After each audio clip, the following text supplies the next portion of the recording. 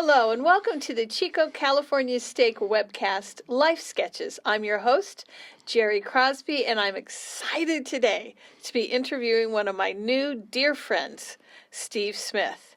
And in case you didn't know, he is the one who's usually behind the camera, not in front. Yes. And so we had even thought about doing this in reverse and showing you all the behind the scenes lights and cameras and audio boards, but it's so exciting to have you here with us. Well, thank you. Thank you.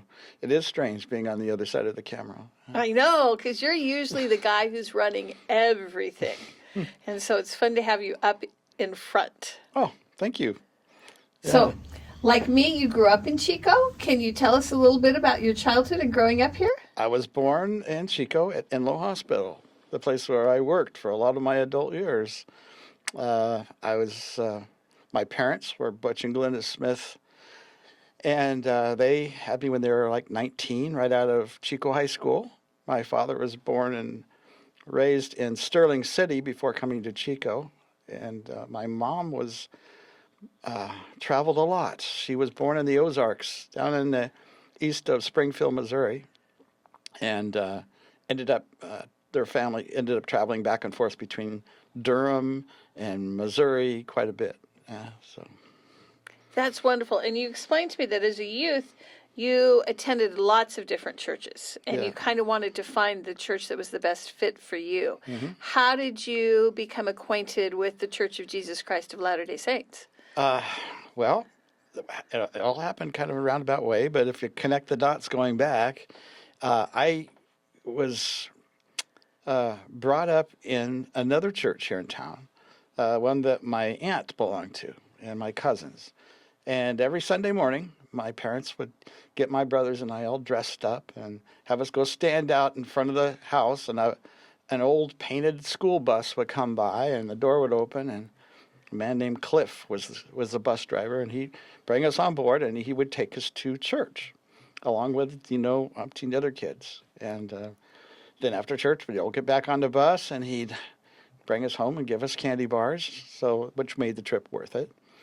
And I did that up until I was in junior high school. And then one day I had a Sunday school teacher say to us all, by the end of this year, every one of you is going to be speaking in tongues. Well, that kind of scared me. And I went home and told my mom, I said, look, I don't want to go back to that church anymore. That kind of creeped me out a little. And so she said, I don't care what church you go to, as long as you go to a church, which was kind of an opening for me to explore a lot of different churches. I had friends that I grew up with that attended other churches, and I went with them and visited other churches, but, never really felt anything there. It was more like a club, I felt like, rather than the church. And I became frustrated because I got to thinking to myself, well, all the different churches on earth, how do I know which one I'm supposed to go to? They all teach different things. They can't all be right. And so I can remember I was like 13, 14 years old, getting down on my knees and praying and asking for guidance as to what church I should join. And come along the next year, I played drums growing up. I'd played since I was like 7 years old.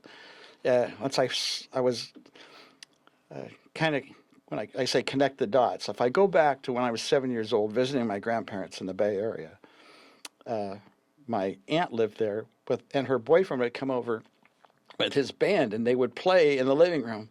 And her boyfriend's friend played drums, and when he would leave the house for some reason or another to go run to the store for something, he would let me play on his drums. And I can remember sitting there playing on them, and I could just play them. I never had to have lessons or anything. I just sit there and play them. And I can remember it was back in, when the Beatles first came out, and my aunt and all of her girlfriends would be sitting in the chairs on the couch across from us, and they'd start screaming just like they did at the Beatles. And I thought to myself, I'm going to do this for the rest of my life. And I did. I was going to say, you And have. I have. Absolutely. So began playing drums, but I didn't play in the school band or anything. I just played for myself. And my parents worked really hard, but they weren't high income earners or anything. So I got a paper route, and kind of that's how I bought my school clothes and paid for my lunches and things like that, because I had a paper route. And I also saved enough money so I could buy a set of drums, because that's all I wanted to do was play drums. So finally saved up enough money, brought them home. My parents were quite irate that I had brought home a set of drums, that I didn't ask permission. But I said, look, I bought it with my own money. I worked really hard for these. And so they had a little meeting of the minds. They went back to another room, and when they came out, they said to me, all right. And they thought they had me here. They said, okay, you can keep the drums on the condition that you keep at least a 3.5 grade average. And I thought, oh my gosh, I was like a 2.0 grade average at the time. So they thought they had me, but I took all music classes, so I got all A's. And I kept the drums, and I auditioned for the school band, and I had never played drums or drum music before. Kind of knew how to read it, but I wasn't sure. So I stood behind and watched all the other kids audition, and then I listened to how they played it and watched and got up and just played what they played, and I got the part. So I got the seat. And so I played in the school concert band at Bidwell Junior High School, and then started playing with the choir and different school music groups when they wanted a drummer. And that was kind of the beginning of all of that. And I can remember playing the girls' choir. And they were doing like Carpenter songs and things like that. And I would, when we would have a little break, I'd start playing some like Creedence Clearwater, Susie Q kind of music, and watch them, all these girls on the risers start dancing, and thinking to myself, yes, this is what I'm going to do for the rest of my life. So as I got into high school, or before I got into high school, I started going to summer school over at the university. They had what's called an honor music school. And you auditioned to get into it. And a man named Owen Bay directed Owen Bay. He directed the jazz ensemble. And that's what I wanted to play in. Now, I had to play in the other bands if I wanted to play in the jazz ensemble. But so I put up with that so I could play jazz. And for our audience who doesn't know, Owen Bay is an LDS member of the Church of Jesus Christ of Latter-day Saints, who everybody knows if you're from our generation. Correct. So I got into, I did that, and then, of course, he became my band instructor the following year at Pleasant Valley High School. And so I played in the jazz ensemble there, and I think it was in the fall. He called me up one day and he said, Steve, my daughter Melody was going to play for our church picnic.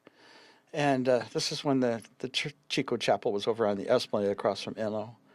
And I said, yes. And he says, she was wondering if you could accompany her on drums, because we had played together in a few things. And I knew the songs she wanted to play. And I said, sure, I'll do it. Because it was going to be raining, they had the church picnic in the cultural hall.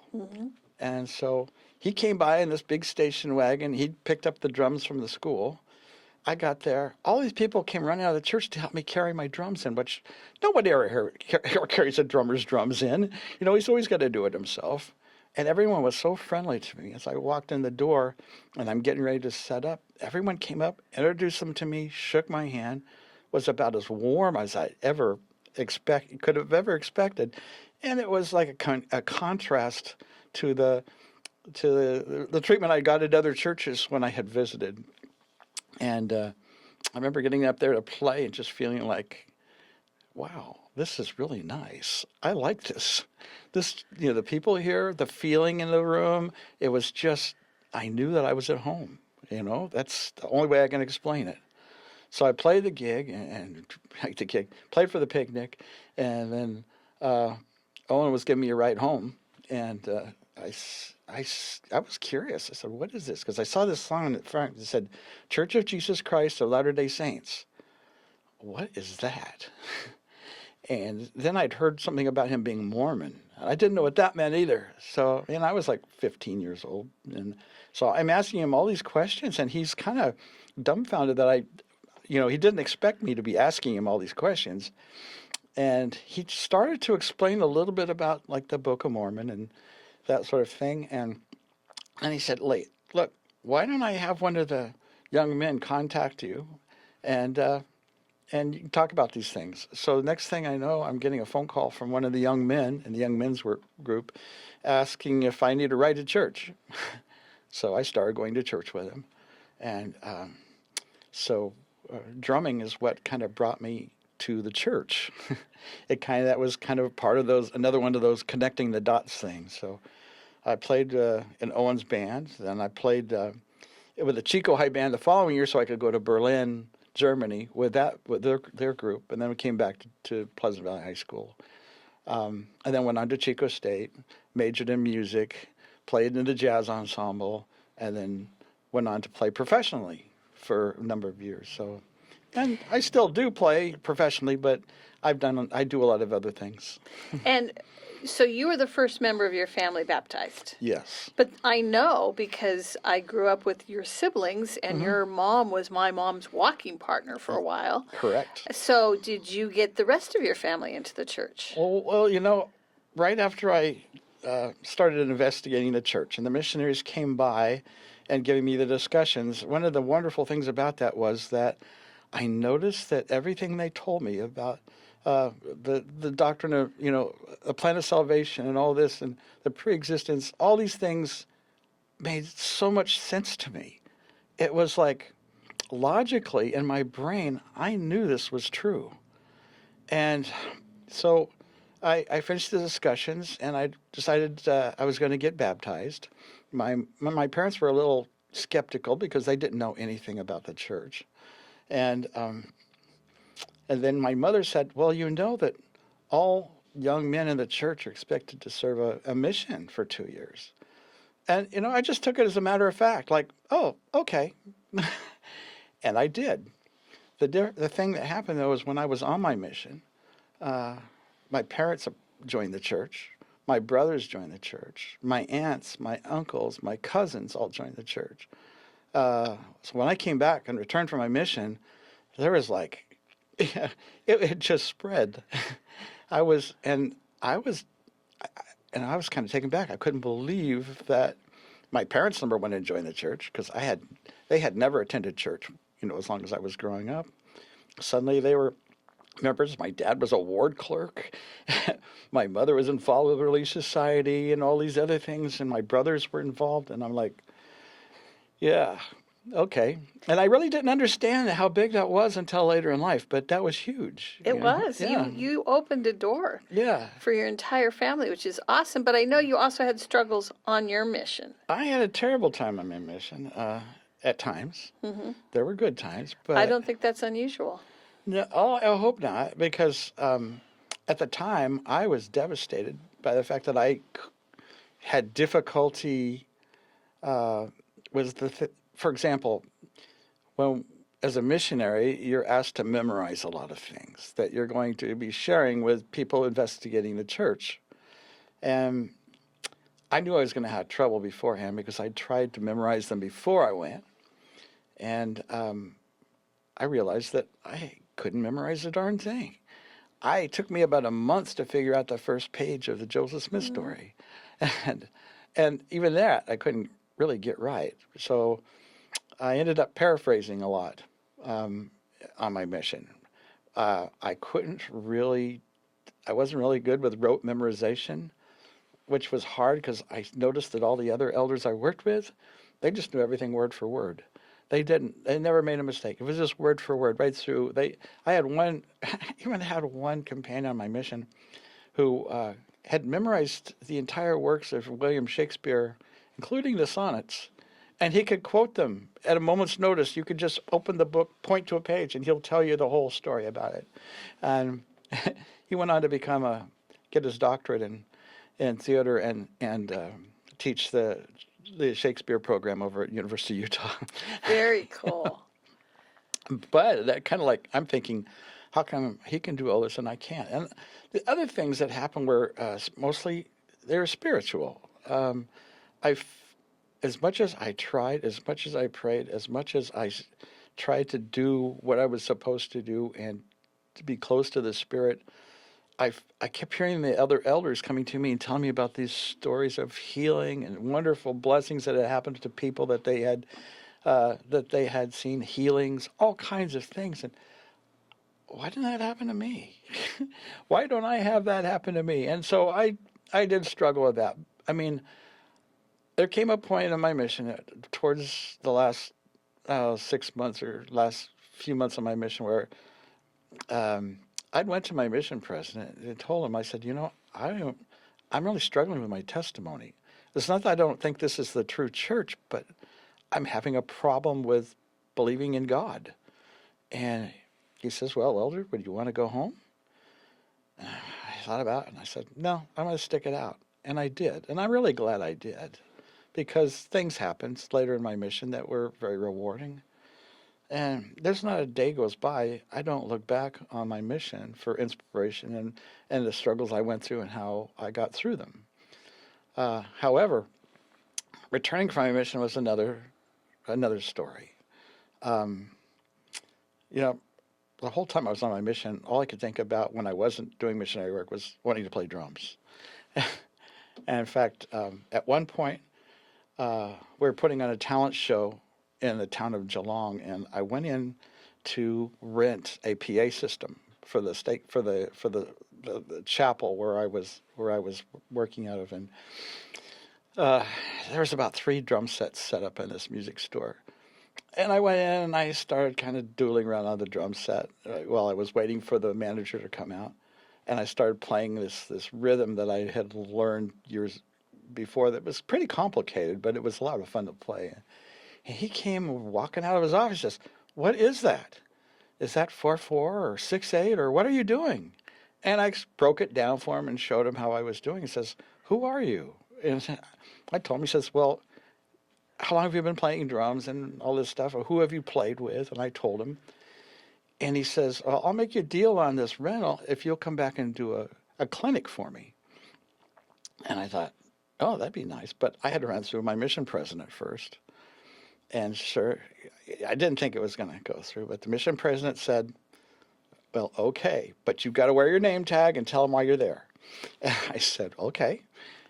The store was packed. The store was packed. He advertised it in the paper, and it was advertised as Elder Steve Smith. And so it was very successful, and we're still friends to this day. That's wonderful. Yeah, and the talent show went quite well. So it was kind of fun. With it was one of the highlights of my mission. Mm-hmm. And so, but as I came home, again, all I wanted to do was play drums, and I went out and bought a set of drums this minute I got back from my mission. And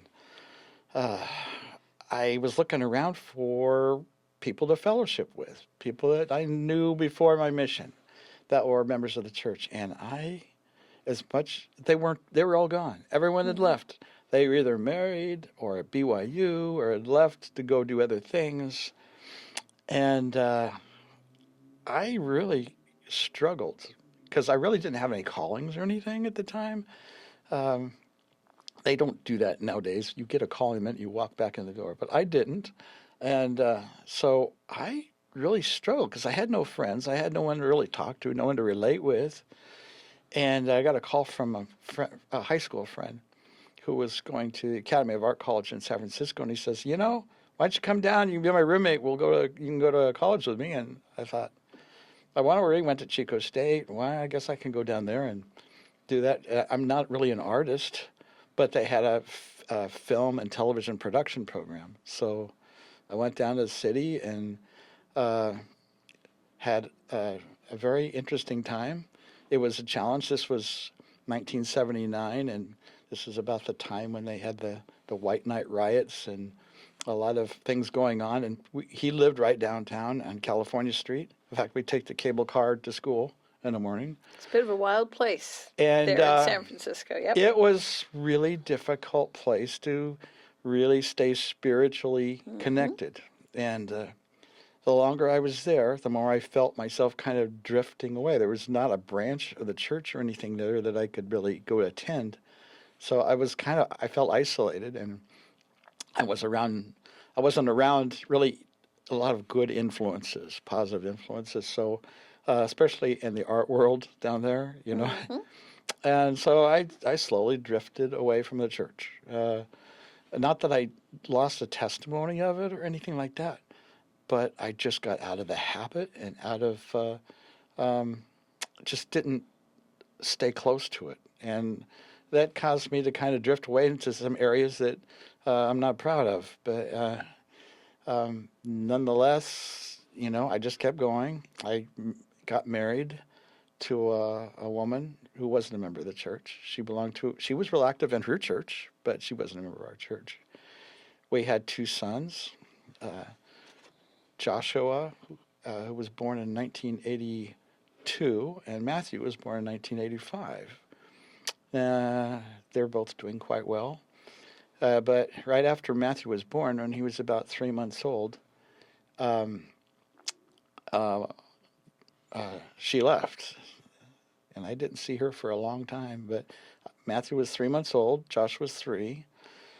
And so You're living a musician's lifestyle. That all has to change. I was playing in Lake Tahoe at the time, and I had to zip home.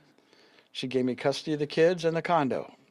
And so I had a place, we had a home, but I had to get a job, a real job, and something where I was close enough to where I could take care of my kids. I had to deal with diapers and formula and baby clinics and immunizations and teething and colic and all these things that I never in my life thought I would have to be, you know, dealing with on my own. And I was scared. I got to tell imagine. you, I was scared. I was afraid I was going to mess up so bad. And I can remember the daycare calling me a few times saying, Joshua has his pants on backwards or something like this, you know, or their socks aren't matching or whatever. So, you know, I tried my best, but it was, I managed to get through it. I managed to get through that. Eventually, I met another woman who I had known from about 5 or 6 years before that, who I had tried to get her to go out with me, and she refused to talk to me. So, and I ran into her. I didn't exactly ran into her. She saw me and tapped me on the shoulder and said, "Remember me?" And I did remember her, but I didn't really ask her on a date or anything. I said, "Hi, good to see you." And then, because at the time I was kind of swearing off any kind of relationships because of my kids. Plus, I had bought a recording studio so that I could be close to my kids and still run the recording studio at the same time. I had a room just for them at the recording studio, so I was spending a lot of time there. And so she called me. She found out where I was working at the time, called me, and so I invited her to my studio to see my studio, and then she said, "You know, I'm looking for a place to live. Can I rent a room from you in your condo or whatever?" And she came and stayed at my condo and never left. And the thing was, she fell in love with my boys. And at the time, my boys were really young. So how old were they at that point in time? Josh was getting ready to start school, I think. And Matt was still pretty young. Matt was still daycare age, you know. Mm-hmm. And she could see all the mistakes I was making. And just dived in and really, she just fell in love with my boys and helped me out so much. So I let her stay. Well, what a gift, and what a lovely relationship you guys have had. Yeah. And then, so one day I came home from work and she'd cleaned out my bedroom closet. When she got to my condo, all she wanted to do was clean. So I was a bachelor. I mean, so apparently she found this box in the back of this cardboard box in the back of my closet. It had all my missionary memorabilia from when I was on my mission. She pulled it out and started looking at it while I was at work, and she pulled out this book skin, this kangaroo hide book cover that I had in there. And she said, I got home from work and she waved it in front of my face and said, "What animal gave up their life for this book cover?" And I said, a kangaroo? That kind of surprised her. So I said, then she asked me how this all happened. And I had to go through and explain that I was once a missionary, which she would have never believed if I had told her otherwise. Wasn't the lifestyle you were living at the moment? No, I was not a good example of that. So I tried to explain to her that once upon a time in another life, I had been a missionary for the church. And she said, "Well, what's the Book of Mormon?" And so I tried to explain it a little bit to her, and she says, "Well, I want to know more." And I said, "I'm the last person in the world you should be asking about this right now, because I'm not a good example.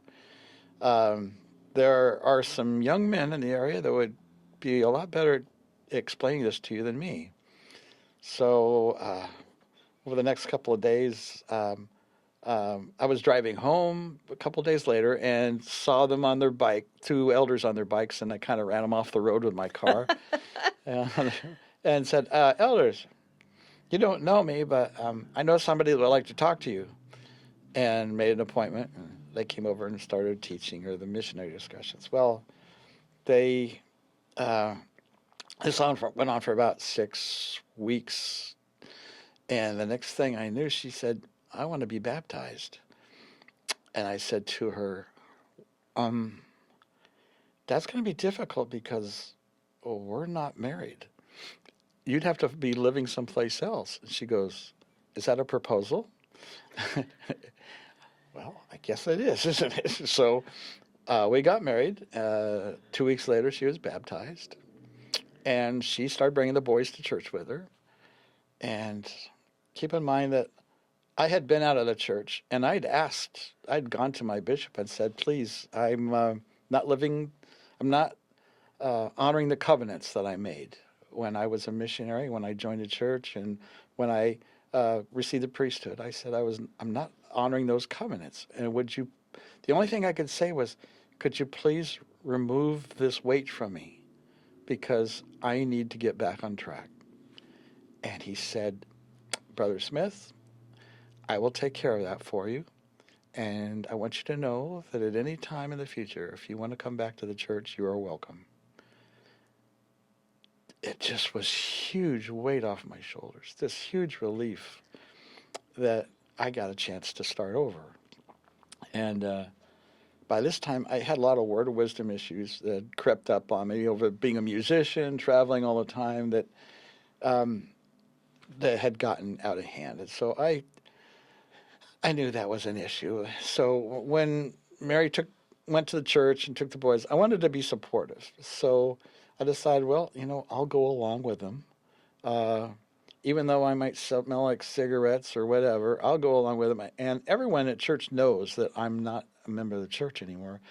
And I felt kind of self-conscious about that at first. And then one day, it dawned on me, I said, "Wait a second. Why are you feeling self-conscious? You're not there for them. You're there for your own salvation. And it doesn't matter what they think. All that matters is what is your relationship between you and your Heavenly Father." And I thought, and that was like a huge, light bulb went on for me. And I continued going to church. And I know Mary had gone to the bishop saying, "It would really be nice if Steve could be, rebaptized in the church." Well, that kind of went over like a lead balloon at the time.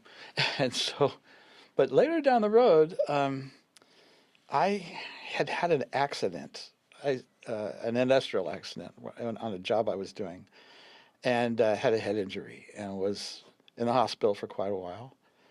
And went through a lot of trauma, a lot of different things that happened through that I won't go into, but positive thing that came out of that was I had to go through a rehabilitation period of time, and I had opportunity to go back to school and retrain. So I decided, well, I loved working in the medical field when I was a kid. I was an EMT, and I went to the paramedic programs, and I'd worked in the emergency room, and I loved that kind of work. And so I went back to surgical assisting, something called surgical technology training. So I had opportunity to go to school and do that. And it was like 2 years of schooling and an internship at a hospital and different specialties and that sort of thing. And so I got through that, and I immediately got a job at community hospital, a place I really wanted to work. And now, is that what brought you from the Bay Area back to Chico? Yes, yeah, it did. Because community hospital, again, for anyone who's younger than us, doesn't exist anymore. No, it doesn't. But there used to be Enloe and community hospital here in Chico. And so I was really excited about working there, and I loved the work I was doing. Then and I got to train in a lot of different specialties and things. Then that hospital was purchased by Enloe, and I ended up at Enloe. And one of the anesthesiologists I worked with had been my home teaching companion when I was in the church. He was a brand new member of the church. He had just joined the church as soon as he moved to Chico as an anesthesiologist. Couldn't have been somebody called Werloff. Yes, his name was Vic Vorloff. And he was about to become the bishop in the ward I lived in. And we talked a lot when I was coming to church, and at work we talked a lot. And he kind of kept pushing me towards coming back to the church, which no one had done because I kind of felt like they didn't really think I was ready to come back. And it was a lot of work for me because I was still struggling with a lot of issues. But as far as spirituality and myself and getting myself ready, but for some reason I felt like I was being pushed. By some unknown force, Do you mean God was in relentless pursuit of you? Yes. One morning I got up. I couldn't sleep one night. It was like 5 a.m. I walked out on the back porch. Of course, I lit up a cigarette, and I'm puffing away out there, and I'm asking myself, why can't I get this together? I couldn't understand why I was working so hard and nothing was happening. And I received this kind of a prompting. It was like a voice that came to me. And I don't really know how or why. It's just that that said, because you're not ready yet. And that was like, I was kind of in shock at that time. I couldn't sleep after that. This voice had said, I'm not ready yet. I'm like thinking about this, going through this, and like, where did that come from? Then that evening, I got home from work, and there were missionaries at my house. They came supposedly just randomly tracking down the street and running into my house that night, and I'm going, this can't be coincidence. So from that point, the next thing I knew, I was taking the discussions from the missionaries, and then a short time later, I got a call from my Bishop Vorloff, who was saying, you need to get over to the stake center. They're having a meeting and they want to talk to you. Me? Okay. So I changed clothes real quick, ran over there, and I had a meeting with the High Council. And they said, Steve, tell us your story. That was the most loving experience. Tell us your story. I sit there, these 12 men, I knew most of them. One of them, I'd served on in the same mission as I had. And I told them everything from beginning to end. And they said, why don't you take a seat outside, and we'll call you back in a few minutes. And so I took a seat outside. When I walked back in, they said, we think it's time for you to be baptized. And I'm thinking, okay. The interesting part of that is just prior to that meeting, elders that came over to my house, and I was busy doing something at the dining room table. And a man that came in with the elders, I didn't know him. And I didn't even look up. I was still busy writing whatever I was writing at the table. And then I felt these hands on my shoulders, and I heard this deep voice saying, "Brother Smith, the Lord wants you to be baptized." I felt like Moses had just talked to me or something. I looked up, and there's this tall uh, African American gentleman standing behind me, um, who had a spirit about him that was just so big and so powerful. And when he did that, I knew, I knew it was time. And so when I went to the High Council meeting and met with the stake president, next thing I knew, they're saying, "Well, who would you like to baptize you?" Uh, so I was rebaptized into the church, and but I didn't have the priesthood or anything yet. I was just been rebaptized, and so the rest of it, I didn't know much about this at the time, but I had to speak with the general authority of the church, and so I got another phone call from a stake president saying, "Brother Smith, uh, we need you to be in Ukiah at 8 o'clock on Sunday morning." And it's kind of out of the blue. I didn't know what was, and you're to meet with a general authority. And Ukiah is a drive. Yeah. That's not around the corner. I left about 3 in the morning. I got there, the stake center, waited for a few minutes, and then he met me at the stake center and took me into a room. Your wife was with you, yes? Yes, Mary was with me. And he set me down and he said, "Brother Smith, I have read your file. I know all about you."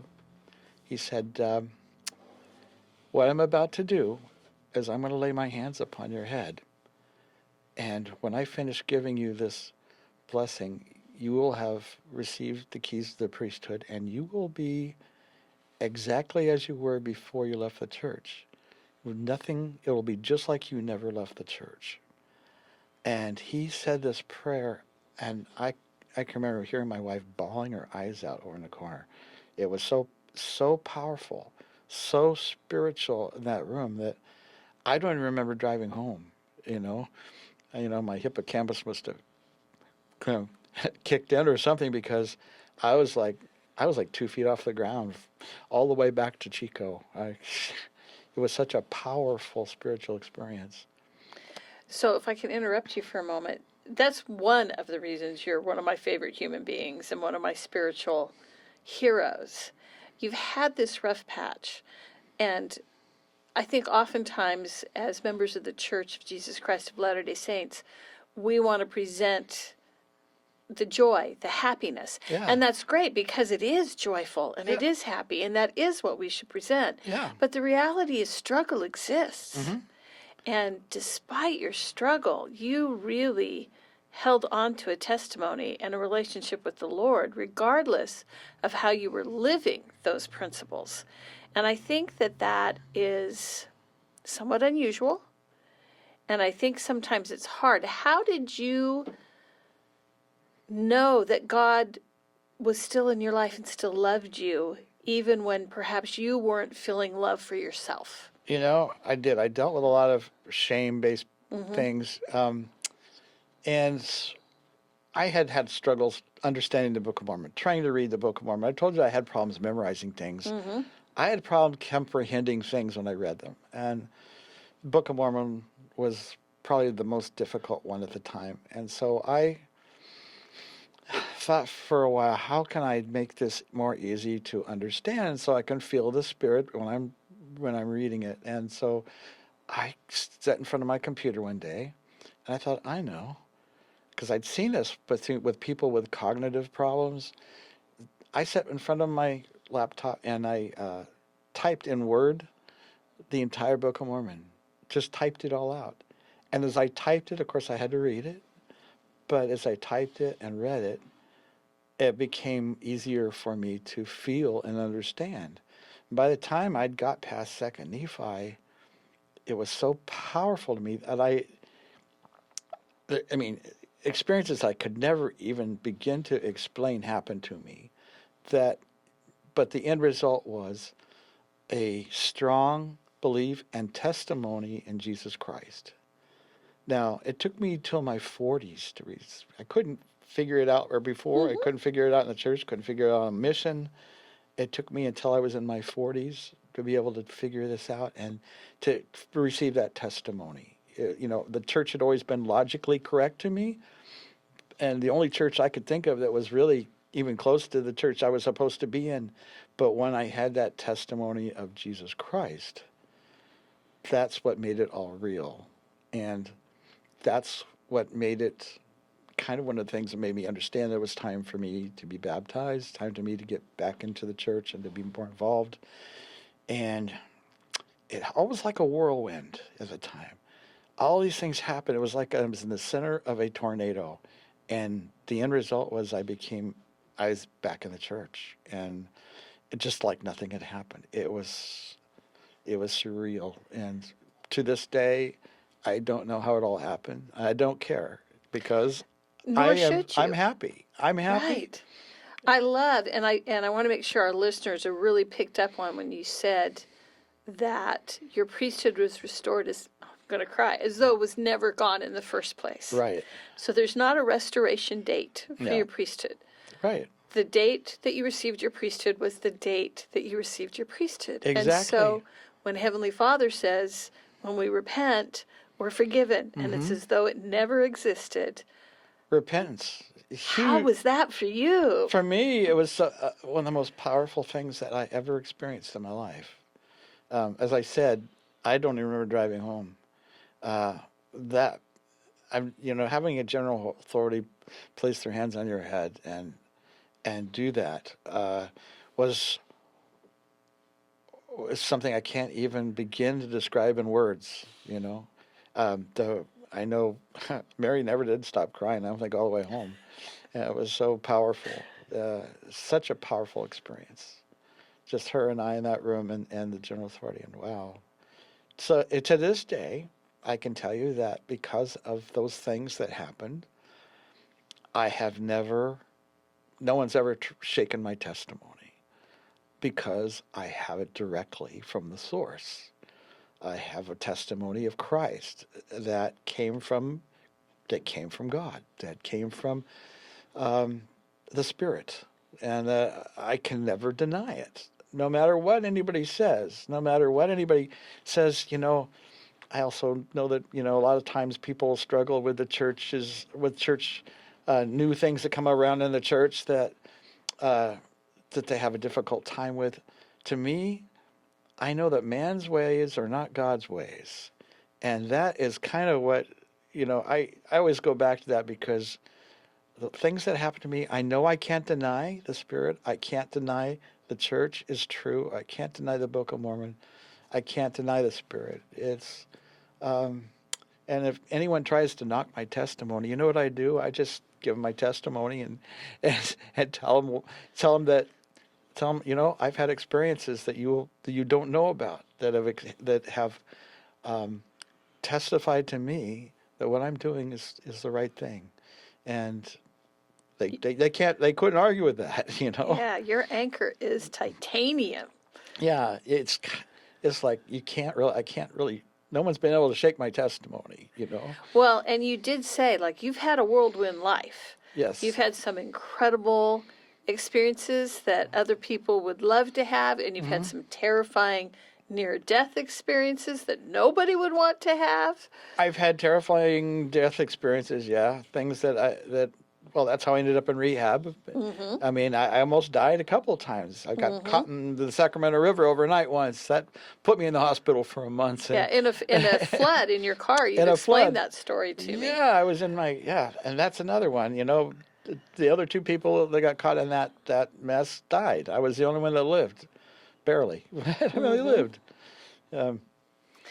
So, like I said, there's so much more we could talk about forever and ever, and you are, for me, one of those great, I call them Atlas people. You hold everybody up. You're constantly working to help other people. And you've had difficulties in your life. You've had these ups and downs. Your path has not been an easy one. And yet you have this heart for helping other people. Were you just born with that? Did you develop that? How did you gain this desire to be such a constant support and help for others? No, I don't think I was born with it, but I was maybe. But I think a lot of it was mentorship from other people. Mm-hmm. I throughout my life, I was mentored by some amazing individuals. When I started in the medical field, I was mentored by a member of the church by the name of John Clark, who was a neurosurgeon here. And he helped so many people. But his example to me is what made me want to go into the medical field. Now, I didn't want to give up drumming, and I never did. I still own playing drums, but I spent the time in the medical field because of him and others that inspired me. While I was working on an ambulance, I worked with all these people who had been like Vietnam medics. And every time we walked into like a mental health issue or something like that with people that were a little having extreme difficulties mentally, I learned how to deal with that through them. I learned how to, to remain calm. I learned how to talk to them. I learned how to not trigger people through those things. And so whenever we ran into someone like that, like in surgery or whatever, they would call me in and ask me if I would talk to them or stay with them. Eventually, they would call me over to behavioral health and have me help out over there. But it was just things because of these people that I had trained under. I had a nurse that I'd worked with in the gastroenterology department named Dennis, who was had been another medic in Vietnam. He had such a way with people that I wanted to be like that, and I studied everything he did in order to keep people calm, in order to keep people from